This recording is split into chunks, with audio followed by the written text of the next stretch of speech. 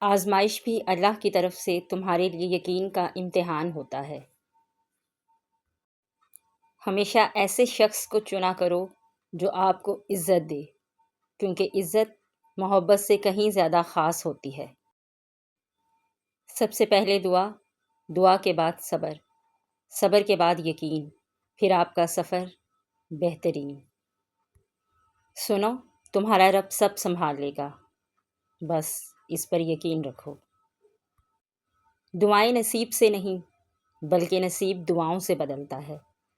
تم اتنے یقین سے مانگو کہ تمہارے یقین کے بعد کہانی معجزوں میں لکھی جائے۔ ہر چیز اپنے وقت پر اچھی لگتی ہے۔ نیکی کمانے کا وقت جوانی ہے۔ افسوسناک بات یہ ہے کہ ہم نیکی اس وقت کرتے ہیں جب ہم برائی کرنے کے قابل نہیں رہتے۔ تہجد بہت خوبصورت عبادت ہے، جہاں کچھ ملے نہ ملے لیکن رب ضرور مل جاتا ہے۔ ایک سکون ہے، جب عادت ہو جائے تو پڑھے بغیر سکون نہیں ملتا۔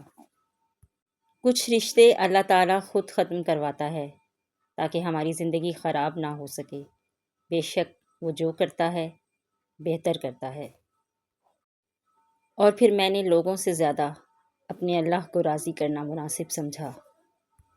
کسی کی بیٹی کو جب آپ اپنے گھر لائیں تو یاد رکھیں کہ شادی کر کے ہی لائے ہیں، خرید کر نہیں کہ جیسا مرضی سلوک کیا جائے۔ وہ آپ کے اچھے سلوک اور عزت کی حقدار ہوتی ہے۔ قرآن پاک پتھر دلوں کو موم کرتا ہے، ٹوٹے دلوں کو جوڑتا ہے اور بیمار دلوں کی شفا ہے۔ تہجد کی خاموشی میں بہنے والے تمہارے آنسو اللہ کو راضی کر لیتے ہیں۔ میرا اللہ تو سمندر کا مالک ہے، لیکن پیار وہ ہمارے ایک آنسو سے کرتا ہے۔ وہ بدلے گا تقدیریں، وہ میرا بھی تو خدا ہے۔ اس پر یقین اتنا مضبوط کر لو کہ آج نہیں تو کل، کل نہیں تو پرسوں، وہ ان دعاؤں پر بھی کن کہہ دے گا جو ناممکن نظر آتی ہیں۔